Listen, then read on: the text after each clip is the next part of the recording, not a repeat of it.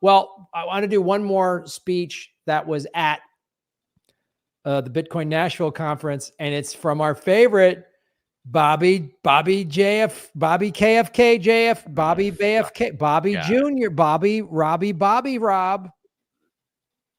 This was retweeted from Bitcoin Magazine, but this is in Nashville.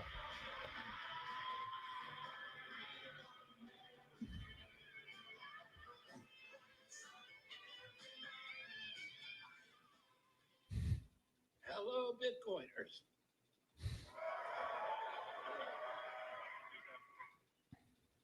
I am so glad to be back for my second Bitcoin conference. Since last year in Miami, I've been meeting with leaders and thinkers from this community. I've conferred with Bitcoin miners, with policymakers, with economists, with financial experts, with investors and developers, entrepreneurs, to deepen my understanding of the extraordinary promise of Bitcoin for our country and for our planet. After all I've learned, I intend, as President of the United States, to sign an executive order on day one, directing the Department of Justice and the U.S. Marshals to transfer the approximately 200,000 Bitcoin held by the U.S. government to the United States Treasury, where it will be held as a strategic asset.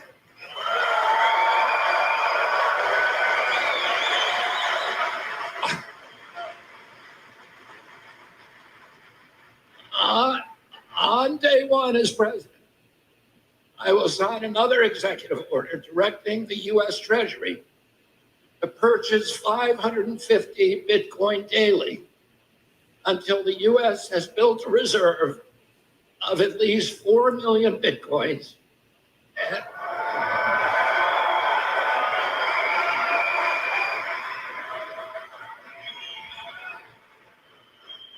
Why are all the anti-government people cheering for this? like why? I mean, what the hell is happening right now? Like, I thought, like, why are all? Did you hear what he just said? He wants the United States government, which means they'll make it shittier for everyone else. They'll make it good for them and not for you. And then they'll use it for not great stuff. What do you think they're going to do with it? They're going to bring Bitcoin into the defense industry, which guess what? That means game over. But everyone cheering for that should just have to return all of their Bitcoin. I think. They should just have to get it back. And they could probably explain proof of work and proof of stake better than I can. And they probably know all the different wallets, the frickin', like bonus level TMT arcade game wallet, whatever the hell it's called.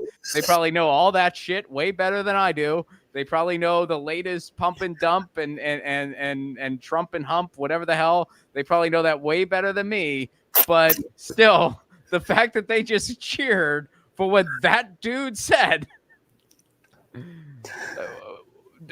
Did you miss the point? Like, what the hell? Yeah, I think, and I'm not defending these people cheering for RFK Jr. by any stretch of the imagination. Is it just because they like him? Or is it just because they feel legitimized? Like he's saying, like, we're going to get involved with Bitcoin. I think part of it is that, because as a Bitcoiner, depending on how long you've been in the space, you're looked at as a nutbag. You know, people think you're crazy. I absolutely know what that's like. People tell me not to bring it up at parties. I get it. Well, or they tell you to bring it up, but it's clear they're being sarcastic. People tell me not to bring up Bitcoin and Epstein. I get it. I know there's certain things I just don't talk about anymore around certain people, and that's fine. So to see, a legit presidential candidate like Trump, and then even a legit indie. I mean, he's the biggest number independent candidate right now. Yeah, indie. I put in quotes, Indie, but quote unquote. yeah, the Democrats didn't want him, and so now he's running as No one wants him, but big money still has his back because he's a Kennedy. Because he's a Kennedy, and there's money to be made. And so if they back him, he'll help generate revenue. So I think part of it is that Bitcoiners are just like some, legitimate people are starting to say this is real, because everyone in your world as a Bitcoiner looks at you and tells you you're crazy and snickers at you. So part of it is just, hey, I'm not crazy. And I think then there's just if you follow Bitcoin, you understand that the more adoption that there is, meaning the more people that use it, the more organizations and governments and businesses that use it, the higher the price is going to go. So all of us Bitcoin holders are going to do well. Like there is just that sort of, That's fair. But putting it as a reserve, it's like that's not going to end well. Like it'd be one thing if he said like we would put it back into the economy. It'd be one thing if he said that. But I think the Bitcoiners that, and again, this is just my point. This is why and I hear so much of what you're saying. I'm like, yeah, I don't know that I would be excited about this. The one thing I would say could be a positive thing if RFK has to win and made this happen, or if any US president did what he's proposing, right? What a lot of Bitcoiners talk about is Bitcoin becoming the world's reserve currency. Right now, the US dollar is the world's reserve currency. So if Bitcoin becomes the world's reserve currency, that means the whole world is going to be using it. That means we're off the Petro-Dollar. That means we're out of the central banks. That means we're in this Bitcoin future that all of us Bitcoin maxis think is going to happen. We believe it's going to happen. And so the United States, the biggest economy in the world. I see you're laughing at me, Ron. This is I'm just thinking. I'm like, you're like, oh, people make fun of you a bunch if you're a Bitcoin. Well, you go around calling yourself maxis. What do you think? How do you think people are going to react to that? You're just like, well, the Bitcoin maxis disagree with the Bitcoin jets, and then we do a little dance about Officer Krupke, and it's like, yeah, of course people are going to make fun of you.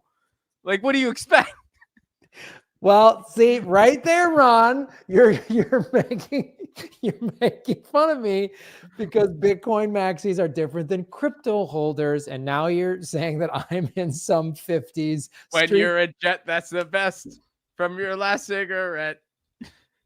This is why I don't bring it up. Even on my own podcast that discusses Bitcoin, I'm being made fun of.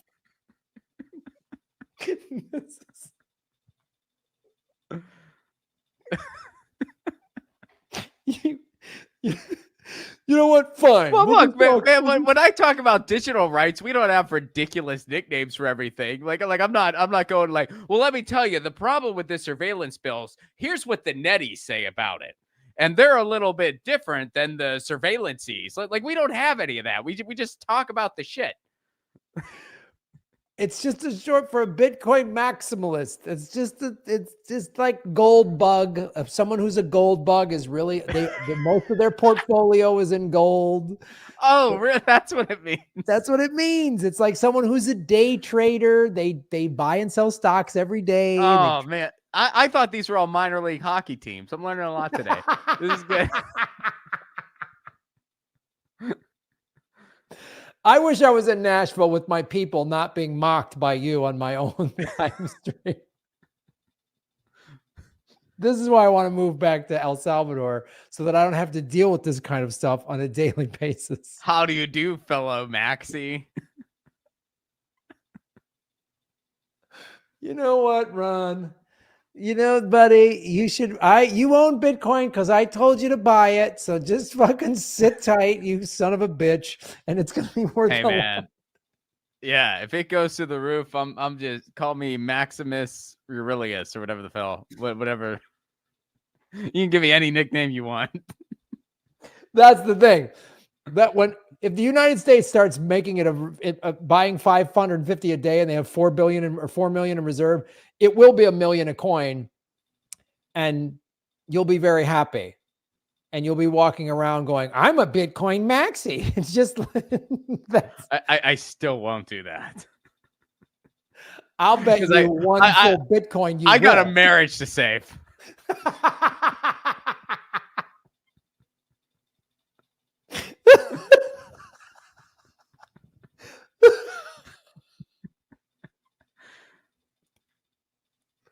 These are covered. This is literally why everyone moves to El Salvador, because they're just tired of being made fun of. In No, their I get it, man. I get it. I just, yeah. Well, I mean, getting back to this, I don't see how that would. I mean, I get what you're saying in the short term, like it would go up, but if the United States were to just have that solid of a hand on everything, they would just overtake it. And then it would just like I mean it would lead to the same issues of all the systems we have now. Right. Which is why, I mean, and that's a very fair point. That's a very I was just like, why were you cheering for this? Well, it's, again, you're going to laugh at me, but this is why Bitcoiners, I'll use that term, tell all their friends, you should buy it now before the US and billionaires and, you know, BlackRock and Elon Musk buy all of it up, because there will only ever be 21 million coins. So if you, I mean, own just like 10% of a Bitcoin in the next 10 years, you're going to probably, if the United States does this, it's the kind of thing that could send the price to 5 million a coin, to 10 million a coin in a matter of like weeks and months, because then the whole world will be pouring tens and hundreds of billions of dollars into it, like every day. So that's why I've been an advocate for this for the last 5 years, of saying it's the best opportunity regular people have ever had to accumulate wealth with a little amount of money. Yeah. And here's the thing, like getting back to what RFK said. Sure. And by the way, given his family history, there's a bit of cruel irony that was a proposal coming from him. There is no way the powers that be would ever let him or any president do that. Right. There is no freaking way. And he, of all people, he has some relatives who did a few things the Fed didn't like. We know what happened next. Yes. They pissed off some other people too.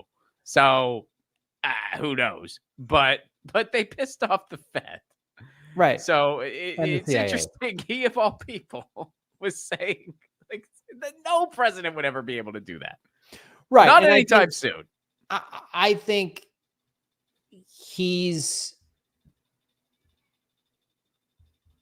I think part of it is, if you're the third place guy in a duopoly, you can't run on a moderate campaign. You have to say stuff like, you know what I mean? You have to say, everyone's getting free healthcare. You have to say. Oh, he won't say that.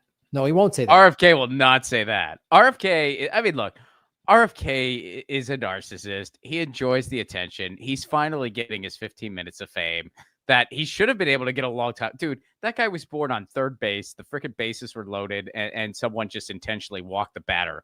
All he had to do was like jog in from third base to home. He somehow managed to F that up. He tripped over a vaccine going home or something. I don't know what happened, but something happened, and he F'd that up. And so now he's finally getting his 15 minutes. And what a sad way to get your 15 minutes. Just cosplaying as some edgelord where you really don't know anything about any of the stuff you're talking about. And you fooled a couple different sets of people, but not everyone. Keep in mind, the libertarians didn't freaking want him. I know. Look, I don't agree with libertarians on a whole lot. We agree on some things, but kudos to them. They saw through him. Most leftists see through RFK, especially now. There are some who are still living in fantasy world. I don't know what to say. I mean, those are the same people who think Tulsi's still a leftist or something. Like I don't know what to say to you. Fool me once, shame on you. Fool me twice, shame on me. So, I mean, and he's fooled just some right wingers. I mean, he's fooled like a little bit of a few subsets of people, enough that he can get some attention, which is all he wants. At the end of the day, that's all he wants. He just wants attention. I think he's going to endorse Trump soon. And honestly, it's going to be fucking hilarious. Yeah. Thank you. Kat Negrita, super love here. You two fight. giggles. Well, are you a maxi or a jet, cat? Which one are you on? I'm on. In Pedro Town, we don't think highly of the maxis. Their territory is the west side. No, because in Pedro Town, you guys worship the Minutemen, a band no one's heard of, Ron. Lots of people have heard of the Minutemen. No, there's more Bitcoin maxis than there are Minutemen fans, Ron. I'm going to tell you that right now. I don't know. That'd be an interesting experiment. And where is the crossover there? There's got to be some. I mean, they've been around since the 80s, so there's got to be some like old curmudgeon-y maxis out there that are also Minutemen fans. I guarantee it. I guarantee there is a Minuteman / Bitcoin maxi fan out there. I guarantee it. And this is the podcast for them. It's just gonna be like one guy. We're gonna find him. It's gonna be like this is. I've been waiting for this forever. Oh God. Showing all this Trump and RFK stuff at the Bitcoin Nashville conference, like, again, as a Bitcoiner, it still just shows you how insane our political system is. Like Bitcoin is here to stay. Like the ETFs were introduced earlier this year. It hit an all-time high, and it's gonna, more institutional money is flowing into it. How governments react to it, what they do, it's anybody's guess, and it's worth seeing what's going to happen. Like I said, China might come into it. If RFK were to get elected and do what he's doing, I think a bullet would defy physics. I think the Federal Reserve would do what it did to his dad and his uncle. But it is it is also just like, this is the country we're in, where even the outsider, like Trump bills himself as an outsider, which he's not. RFK builds himself as an outsider. Like you said, he isn't. And it's hilarious that this is like, even our indie, guy is still supports Israel. It's insane. We live in a America is a complete clown car. But no, big time.